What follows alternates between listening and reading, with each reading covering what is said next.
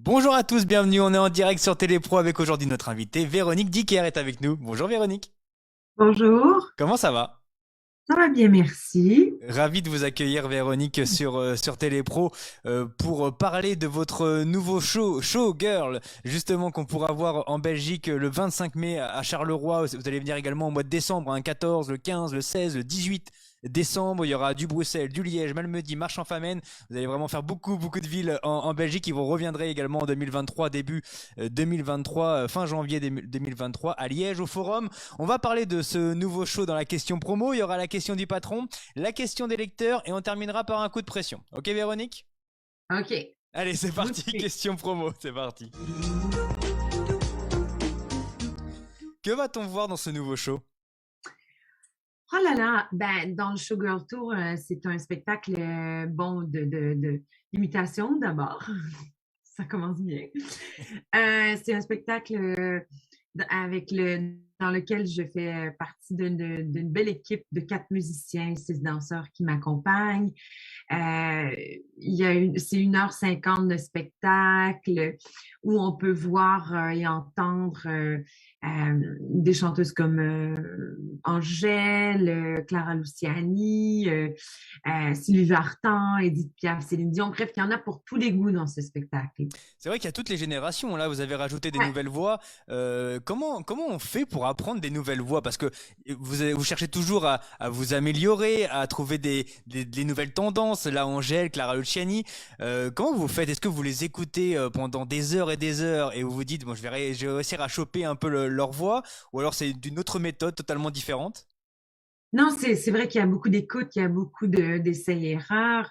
Pour certaines chanteuses, ça m'aide beaucoup de prendre un peu la gestuelle de certaines chanteuses pour m'aider à appuyer certaines imitations. D'ailleurs, dans le spectacle, je m'amuse à mélanger tout ça, donc de prendre une voix d'une chanteuse et la faire chanter dans le corps d'une autre chanteuse. C'est un exercice très exigeant pour moi qui est un peu dyslexique, alors c'est très drôle, mais ça démontre aussi le travail, comme quoi l'imitation, quand elle est appuyée du physique, ça aide beaucoup aussi également à bien vendre l'imitation.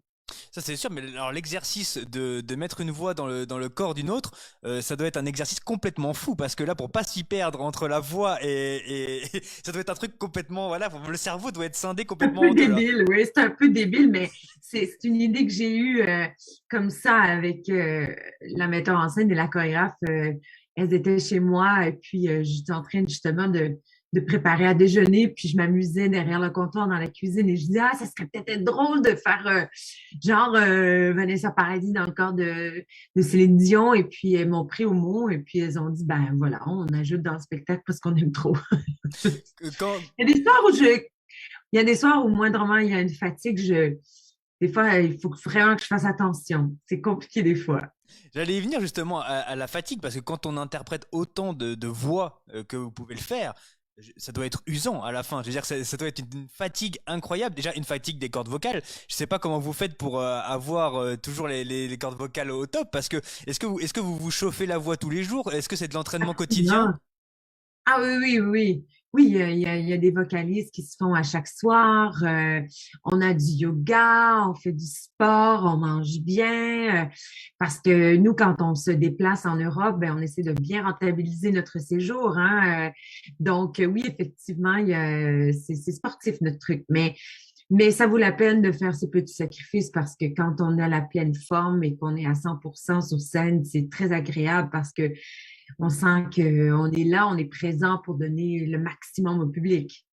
Est-ce que il y a déjà des chanteuses qui sont venues vous voir en train donc d'imiter les mêmes personnes? Est-ce qu'il y a des chanteuses qui se sont dit ah mais tu m'imites super bien ou alors au contraire oh, moi je me retrouve pas du tout dans l'imitation? Comment ça se passe quand vous rencontrez les vraies chanteuses? Ben oui, il y a eu des chanteuses comme, bon, évidemment, Céline Dion, il y a eu Lara Fabian, Isabelle Boulay, Linda Lemay qui sont venues, elles sont venues me voir. Puis, oui, non, mais en général, elles sont très bons au jeu, dans le sens que elles se prêtent au jeu. Il y en a qui m'ont dit, ah, t'as chopé les petites manies que j'avais. Donc voilà, elle trouve ça très amusant. Franchement, elle sourit.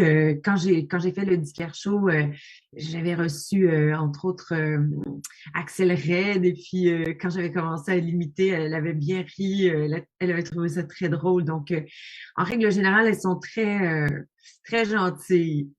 On Elles con- comprennent le processus, elles comprennent l'exercice. Oui, et puis c'est pas pour se moquer, c'est pour plutôt les mettre en valeur que de se moquer vraiment de la personne, hein. C'est plus une mise en avant, une mise en valeur qu'une moquerie. Donc forcément, c'est toujours Voilà. bien pris quand c'est comme ça. On continue d'en parler dans la Voilà. question du patron. Oh, allez, question du patron. Ouais, c'est le patron de Télépro qui a une question pour vous. La voici. D'où vient ce goût pour les voix et les imitations? Je pense que j'ai toujours aimé, j'ai toujours eu cette curiosité par rapport aux voix quand j'étais jeune. Je m'amusais même à imiter mes enseignants, mes enseignantes. J'étais coquine comme ça. J'aimais bien euh, retenir les petites manies que mes enseignants ou mes copines avaient. J'aimais bien reproduire aussi des émissions à sketch que je regardais chez moi à la télé. Et plus tard, quand j'ai fait mon propre album, je faisais mes propres spectacles et je m'amusais en balance de son à faire rire les gens qui m'entouraient. Et à un moment, j'ai décidé de faire un spectacle et j'ai eu beaucoup plus de réactions sur les imitations de mon propre matériel. Alors on s'est dit, bon, ben, il y a peut-être quelque chose là et le tout s'est confirmé et c'est affirmé, en fait, quand j'ai fait la première partie de Céline et qu'il y avait 20 000 personnes qui m'ont fait, je crois qu'il y a 6 ou 8 ovations pendant ma première partie, tellement que je savais pas comment réagir. Je leur demandais de même de s'asseoir et d'arrêter parce que j'avais un temps à respecter. Je devais faire 28 minutes. Et moi, je voulais pas dépasser parce que je voulais pas me faire Grondé. Ouais. réprimander par René et puis Céline parce que je prenais trop de temps. C'est incroyable cette histoire, elle est complètement folle. Ouais. C'est-à-dire que ouais, vraiment c'est un vrai carton. Alors c'est vrai qu'il faut le dire, vous avez aussi une voix à vous qui est aussi sublime. Donc c'est vrai que vous auriez pu utiliser votre voix à vous même pour faire une carrière et vous avez choisi d'interpréter des personnages, bah, des gens et des chanteuses pour faire carrière. Justement quand vous êtes aussi pro, quand on fait Céline Dion, mais moi je me rends pas compte, mais je me dis quand on fait la première partie de Céline Dion, qui est un monument vraiment, ça doit être une pression énorme, non? On a peur, on est content, on est comment? Ben, c'est sûr que moi, j'étais très, très nerveuse, mais en même temps, j'avais un boulot à faire, j'avais un travail, je devais m'assurer que les fans de Céline soient bien réchauffés et ça a toujours été mon idée pour moi quand je faisais une première partie de Céline. J'avais une mission pour bien réchauffer pour qu'elle arrive et que les gens soient super contents et d'imiter Céline devant ses fans. Ben, c'était très charmant. Et puis, Céline et René voulaient vraiment que je le fasse.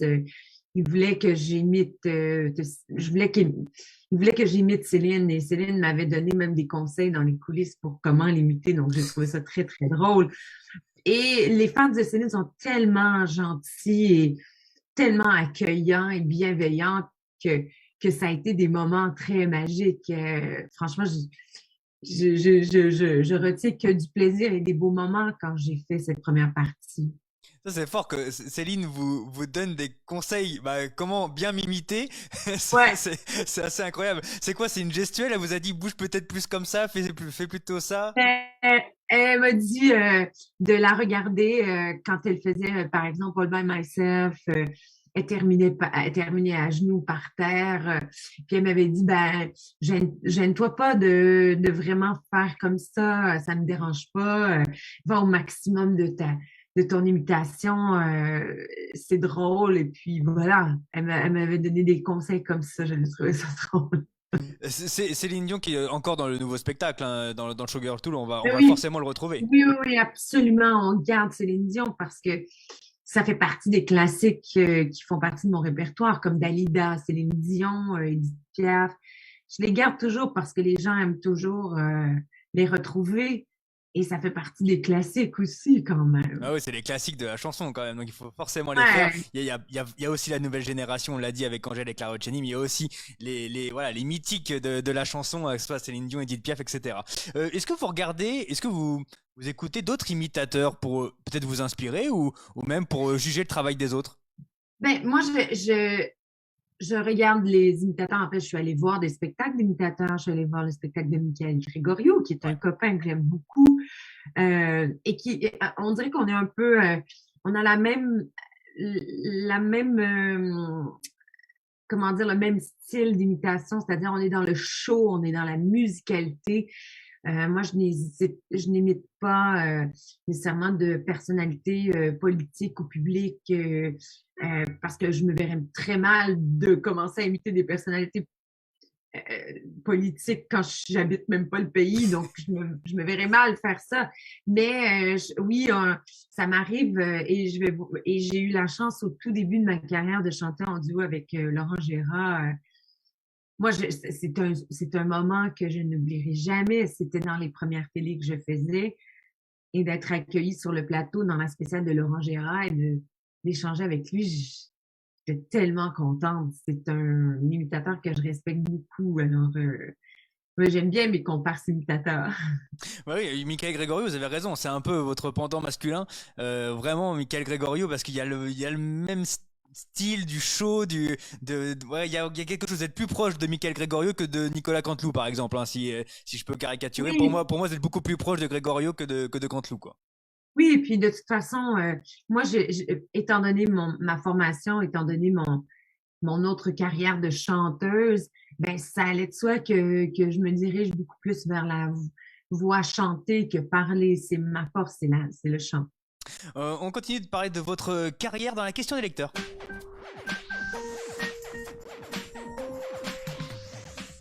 On nous dit en commentaire bonjour Véronique, salut Véronique, et beaucoup de bonjour. Et tu es notre imitatrice préférée. Bah voilà, vous allez pouvoir aller la voir en Belgique. Véronique arrive bientôt en Belgique le 25 mai à Charleroi et le mois de décembre, hein, 14, 15, 16, 18. Quatre dates en décembre donc à Malmedy, à Marche-en-Famenne, à Liège, à Bruxelles et fin janvier 2023 à Liège et encore au Forum. Donc on aura l'occasion de vous applaudir. Véronique, n'hésitez pas à prendre vos places. Question des lecteurs. On est un magazine média, donc j'ai une question média. Comment vous avez vécu l'expérience du Dicker Show sur France 2? J'ai adoré. Quel plaisir et quel privilège de pouvoir retrouver sur scène d'abord et puis à la télévision, de me faire accueillir comme ça, une étrangère, hein, on va le dire, qui arrive et qui anime cette émission-là. Et je recevais des stars que moi-même j'écoutais quand j'étais plus jeune, adolescente, comme je vous disais tout à l'heure avec Axel Red. Axel Red, moi, je l'écoutais quand j'étais jeune, adolescente plutôt, et c'était pour moi une référence musicale pour mes propres albums. Donc, de me retrouver devant elle, face à même Patricia Cass, chanter en duo avec Véronique Sanson, j'avoue que ce fut un grand privilège et j'aurais bien aimé continuer ce type d'émission parce que quand on est à nos premières émissions, on est un peu timide, on hésite et j'avais beaucoup d'idées pour la suite, mais bon, je dois concentrer ma carrière sur mes spectacles aussi, donc je peux pas tout faire en même temps. Donc, on a décidé de vraiment mettre nos énergies sur la carrière, mais c'est pas dit qu'un jour je retournerai pas à la télévision, on sait jamais. Oui, justement, je me suis demandé pourquoi ça s'était arrêté l'émission. Est-ce que l'émission s'était arrêtée parce que France 2 trouvait que les audiences n'étaient pas assez satisfaisantes ou parce que c'est vous qui avez décidé d'arrêter en disant bah moi j'ai plus le temps de faire ça, désolé, et je fais autre chose. Euh, je pourrais pas parler pour le diffuseur, mais je pense que c'était beaucoup plus par rapport à moi qui devais partir en tournée parce que à l'époque, j'avais des spectacles au Québec et je crois que oui, c'est ça. J'étais au Québec, j'étais plus à Las Vegas à l'époque, donc je devais vraiment concentrer ma carrière sur ma tournée parce que je devais terminer, quoi, la tournée de Voice, je crois, ou la voix des autres, je me souviens plus. Justement, quelle différence entre un show que vous pouvez faire sur scène et un show de télé? Être animatrice ou en tout cas présenter une émission de télévision, c'est très différent de faire son show sur scène? Ben, moi, je pense que ça a toujours la même intention, hein. C'est une émission sur scène, une émission à la télé. Pour moi, ça a la même mission, c'est-à-dire que c'est de plaire aux gens, de s'assurer que les gens soient contents, qu'ils soient, on est au service du public d'une certaine façon, hein, même si je suis sur scène ou à la télé. Pour moi, c'est d'essayer d'offrir le maximum aux gens pour qu'ils puissent s'évader, oublier le quotidien et que ça soit pendant 1 heure, 2 heures, de temps bien assis confortablement et juste s'évader et avoir du plaisir.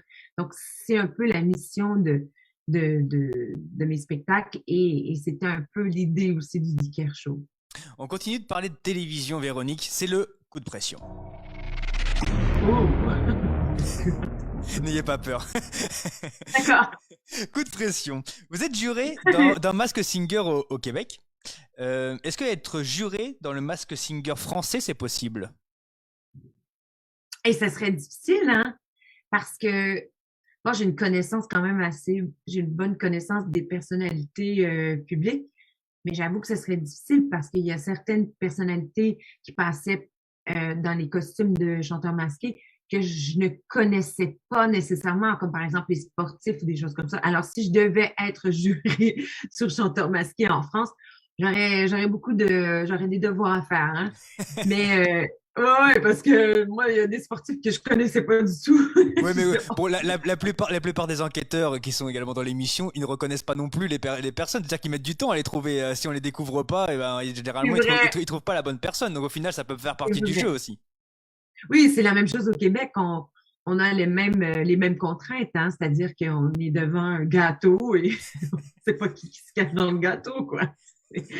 Mais c'est très marrant, c'est super. C'est une émission de divertissement et c'est vraiment un plaisir, en fait, pour toute la famille parce que moi, je suis jury au Québec de chanteurs masqués et puis je reçois des messages de mon beau-frère qui écoute l'émission avec ses enfants de 4 et 3 ans. Et puis, c'est drôle parce que les enfants s'amusent à regarder les costumes et mon beau-frère me dit, mais alors, je veux des indices pour le gâteau ou pour le caribou. Qui sait? Donc, c'est très divertissant comme émission. C'est vrai qu'au Québec, ça s'appelle pas Mask Singer, ça s'appelle le chanteur masqué, c'est ça? Ouais, nous, on est plus français que vous. Ah oui, c'est ça qui est incroyable, c'est qu'en France, ils appellent ça Mask Singer, et au Québec, vous appelez ça le chanteur masqué. Mais c'est la même chose pour The Ouais, Voice, hein. Ça s'appelle La Voix, il me semble, au Québec, et chez nous, ça oui, s'appelle The Voice, hein, c'est ça, hein. bien sûr, bien Ah sûr. oui, c'est plus français que la France, le Québec. Ah oui, on est plus français que la France. Ce qui est incroyable. Est-ce qu'on vous a déjà proposé justement de faire Mask Singer en France, mais en tant que candidate? Oui, oui, on me l'a demandé. Et vous l'avez pas fait? Maintenant, je peux pas vous dire si j'y vais. Je suis dans les autres années, on ne sait pas. Donc Ah ben, je ne sais pas. c'est possible à l'avenir de. C'est possible ou pas. Je sais pas. D'accord. Ça veut dire que vous êtes peut-être dans le Mask Singer actuel, non? Je sais pas. Ah, je sais pas. D'accord. Là, peut-être. Alors, je vous ai pas reconnu pourtant. Bon. Je sais pas. Vous avez fait aussi Danse avec les stars en France. Danse Oui, avec les stars, oui. expérience aussi de fou et Danse avec les stars. C'est vraiment là, Ah, c'est j'ai très adoré. intense. C'était mon rêve de faire de la danse sportive. Moi, j'étais très admirative de cette discipline qui est magnifique et que j'aime toujours. Je regarde encore des vidéos et des extraits sur les réseaux sociaux de la danse sportive parce que pour moi, c'est une discipline tellement, c'est artistique, mais c'est sportif, ce que j'aime beaucoup. Et oui, j'ai adoré, adoré, adoré faire ça. Bien que c'était très exigeant sur le corps et vraiment, on devait vraiment travailler très, très fort. Donc, mais j'ai beaucoup aimé. C'était une belle expérience. Est-ce qu'on va vous retrouver justement dans des émissions prochainement du côté de la France ou de la Belgique, parce que c'est diffusé aussi en Belgique, mais est-ce qu'il y a des émissions de prévues pour vous? Est-ce que vous allez faire, je sais pas, Fort Boyard ou du genre ou d'autres émissions? Fort Boyard, je ne sais pas si je ferais ça, mais oui, non, mais il y a des petites émissions comme ça, des hebdomadaires, des trucs comme ça, mais non, pas Fort Boyard encore, parce que je suis encore une fois pendant l'été chez moi, donc ça complique un peu les trucs. Compliqué. Donc, et j'ai vu aussi que vous étiez passionné d'émissions de cuisine. Vous regardez beaucoup les émissions de cuisine. C'est quoi? C'est Top Chef que vous regardez? C'est quoi comme émission? Absolument, ben, ce que je peux attraper au vol quand je suis là, mais moi j'aime beaucoup les émissions de cuisine, de déco. Je trouve qu'il y a des belles émissions qui démontrent d'abord les artisans, hein, les gens qui sont passionnés de leur métier, comme de faire un pain, moi je trouve ça magnifique, ou d'être capable de faire un toit en paille. Moi, comme on dit chez nous, je capote, je trouve ça super intéressant. C'est quelque chose qu'on n'a pas chez nous, de faire un toit en paille. J'adore, j'adore les expressions. En plus, on a des expressions. Moi, j'aime bien. On aurait dû faire un cours d'expression pour que j'en apprenne deux, trois. C'est quoi, je capote, c'est ça l'expression? Oui, je capote, c'est-à-dire qu'on capote. On a beaucoup d'engouement ou on aime beaucoup. Ok, je capote. Ouais, comme je capote sur la frite belge, la gaufre belge, voilà. Ok, bah nous on va capoter alors sur votre spectacle Showgirl Tour, Showgirl Tour 25 mai, donc Charleroi, 14 décembre Marche-en-Famenne, 15 décembre Malmedy, 16 décembre Liège, 18 décembre Bruxelles et 25 janvier 2023 Liège une nouvelle fois. Voilà pour retrouver le Showgirl Tour de Véronique Dicker qui était notre invitée. Ouais. Merci beaucoup Véronique d'avoir pris le temps. Mais ça a été un plaisir. Et puisque je vous dis, je vais en profiter pour remercier le public qui a gardé leur billet, hein, parce que moi, j'ai des gens qui m'écrivent sur les réseaux sociaux qui me disent Véronique, qu'est-ce que mon billet de 2017 que j'ai eu à ma fête ou à Noël est encore bon? Je vous assure qu'il est encore bon. Mais j'avais aussi des messages de gens qui me disaient j'ai toujours mon billet, je le garde.